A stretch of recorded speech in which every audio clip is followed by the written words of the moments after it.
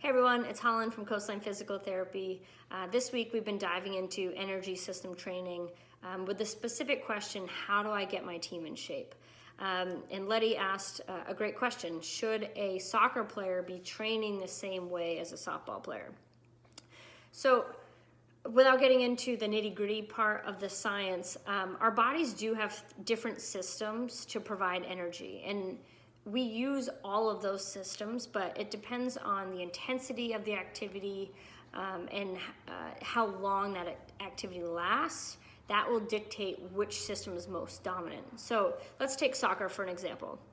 Soccer would be considered more of an aerobic sport, one that's really long and it requires a lot of oxygen, whereas like softball, for an example, would be more of what we call an anaerobic sport without oxygen. It's a lot of quick movements, explosive movements like hitting and sprinting. So years ago, the concept of modifying an athlete's training program to their sport was the rage. It was called the SAID principle, or specific adaptation to imposed demands. Don't worry about that. But anyway,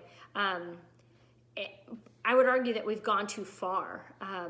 Yes, it is true that you shouldn't train a soccer player the same way that you train a softball player, but we have gone too far with that.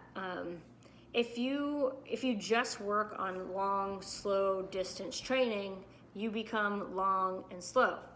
And if you just work on speed, you get really fast, but you lose the ability to do that for a long time. So what we're learning about aerobic capacity now is that if you program these long and slow endurance workouts into your short speed quickness workouts, you're going to see a lot of gains in performance. And before, people used to think that those would compete against each other. You know, too often you'll see a basketball player that has, like, they're really, really fast. They have an incredible ability to track down a ball, but they lack the endurance to be able to do that in the third and fourth quarter. Or like a softball player who has a ton of power, right? They can hit the ball really far, but in a doubleheader, you start to see that they lack that ability to, you know, hit or get to first as quickly as they could. And so it's really important that we train our aerobic systems regardless of the sport, because it is so important for performance. You know, just to get into the science just a little bit. So that anaerobic system, one that doesn't require oxygen, produces a lot of byproducts. And one of those byproducts is hydrogen. And when that hydrogen starts to build up, you start feeling that burning sensation in your muscles. And eventually you slow down and you stop. And so your body just simply can't continue. So if you develop your aerobic system, you can flush out and clear all of those byproducts and essentially restock and recharge that anaerobic system so that you can do that same level of power for a long time. So the two systems do really interact well, and that's why both systems need to be trained regardless of your sport.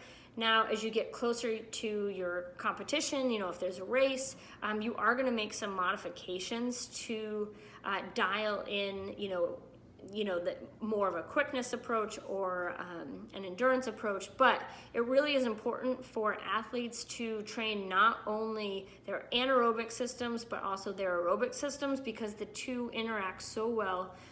So, you know, take that with a grain of salt. You should not be just simply sprinting if you're a sprinter, or running long distance if you're, you know, a long distance runner. You should be doing both. And your performance will drastically improve if you do.